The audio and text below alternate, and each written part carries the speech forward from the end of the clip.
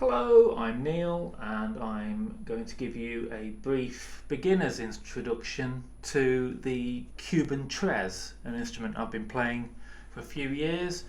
I'm not coming at this any sort of expert on Cuban music, it's just an instrument I was intrigued about and fancied having a go, and here we are. It's called Tres as in three because it has three courses of strings. Like so. Nobody knows its true origins. It could be that somebody had a guitar with just three strings on it and they played it to accompany dance music. It might have evolved from things like Spanish lutes that sort of came over to Cuba. Nobody really knows, but this has evolved into this uniquely Cuban sort of arrangement. Now there are instructions online of how to make your own, and the first two Tres that I had were ones that I converted myself.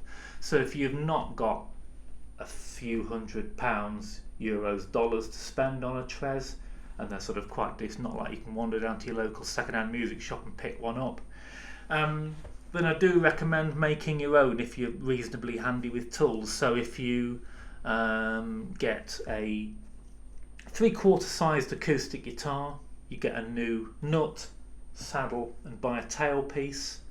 You can file the slots accordingly and fit a set of Cuban Tres strings to it, and you've got a Tres just to have a go on and see if you like it. And it's not gambling a few $100s on the process. There is instructions online of how to do this in detail, and I'd recommend having a look at those if you fancy it. Although I must say, a lot of the instructions I see, they're taking really expensive guitars and then converting them to a Tres, which I don't really see the point of. If you've got the spare hundreds of dollars to do that, just buy a special, a purpose-made custom, purpose-made Tres and do it that way. So its construction. As I say, it's called a Tres because it's got three strings and they're arranged in pairs. This Tres is a C tuning, which is possibly the most common tuning, and which means it plays an open C. So along the top here we've got a pair of strings, and they're both tuned to the note of G but an octave apart.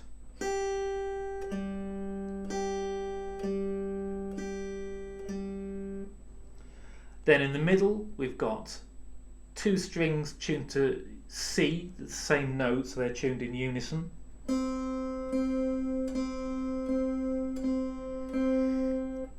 And on the bottom, the highest pitch, we've got two strings tuned an octave apart to an E.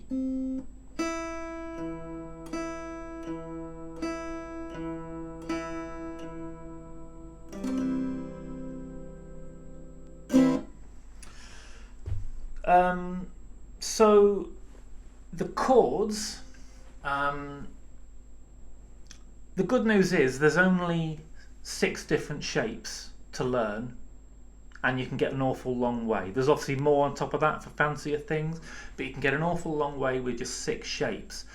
In the comments below this video, I'm going to put a link to a nice little pamphlet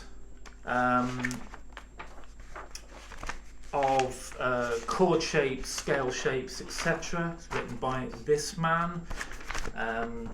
It's Rudy Furlan, and I thank him very much for this. As I say, not a thick thing. You can sort of print it off. Scale shapes, chord shapes, and there's enough there to get you started. So I'll put a link to that. So there are 3 major shapes and 3 minor shapes, and with each of them they have the root on a different string. So from position 1, with its root on this top string, is like so, a little sort of diagonal. That gives us a chord of C. second shape with its root on the middle string, like so. This gives us the chord of D in this position.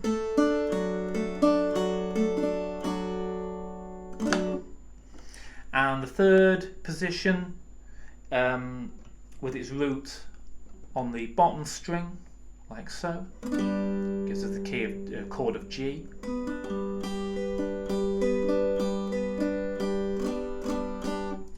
So because each chord is only 3 strings and we've got more than 3 fingers, this means that all of the shapes are movable. So if we take that shape, the position 2 here, which I was able to play a D,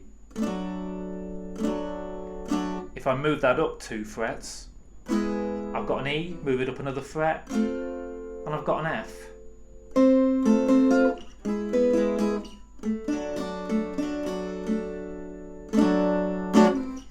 So likewise with the others, here's a C, move it up 2 frets, I've got a D. So which shape you play and where obviously is the most convenient to get to, or it might be that you're looking for a particular sound. But generally you want to be sort of, as with a guitar, ukulele, focusing on this sort of first position area here, rather than say playing that shape all the way up until it starts to sound a little thin at this end. So you're keeping the shapes there. So for each of the major shapes, this is, of course, it's got a minor equivalent. So we've got C minor, this root here, D minor, and G minor. And exactly the same, that they are movable. So we've got D minor, E minor,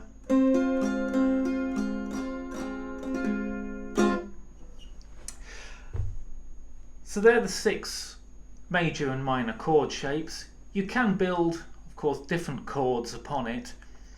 The limitations of the Tres, that it's only a 3-stringed instrument. So if we look at, say, a dominant 7 chord, that has 4 notes in it, and it's impossible to play that on a 3-stringed instrument.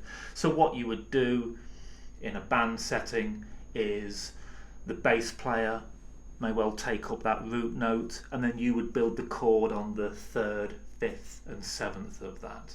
But we're getting ahead of ourselves to sort of more advanced things there. So as well as the chords, we've got our scales, and if you know your guitar scales, then it's sort of transferable. Bearing in mind that what would be tuned to a B on a guitar is a C on here, but you can sort of, if you know your scales well enough, you can transfer those. So we've got our scales.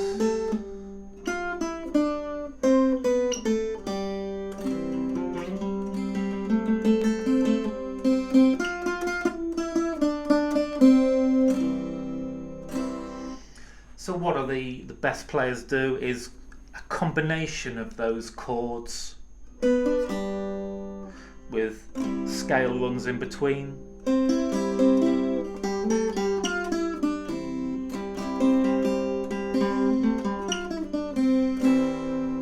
Like so, but they do it better than I do, and faster.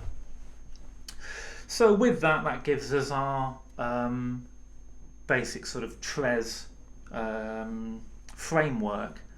So how is it played? Well, as I've demonstrated there, it's played around arpeggios of chords. So how you don't play a Tres, repeat don't, would be like this.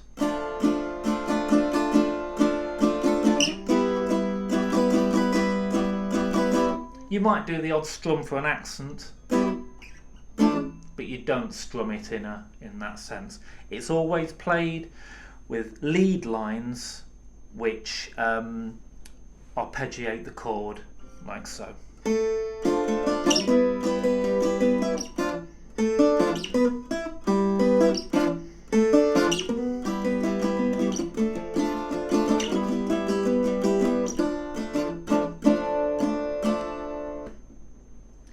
So you playing sort of melodic lines around that framework. It's always played with a plectrum, and quite a hard plectrum as well. This one's about 1.5 millimeters thick. I've seen people playing it with their fingers, nothing wrong with doing that, but traditionally it's played with a pick. And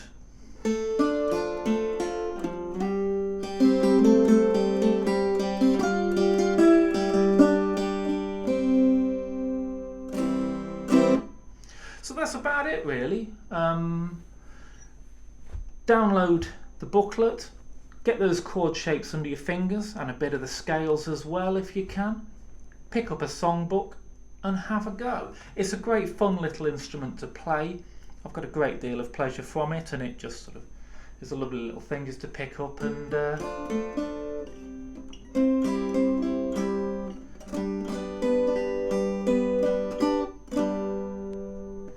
just strum away on, pick away at, and it's great fun. So I hope this has been useful, and I hope you go away and make your own and start playing a Cuban Tres. Goodbye.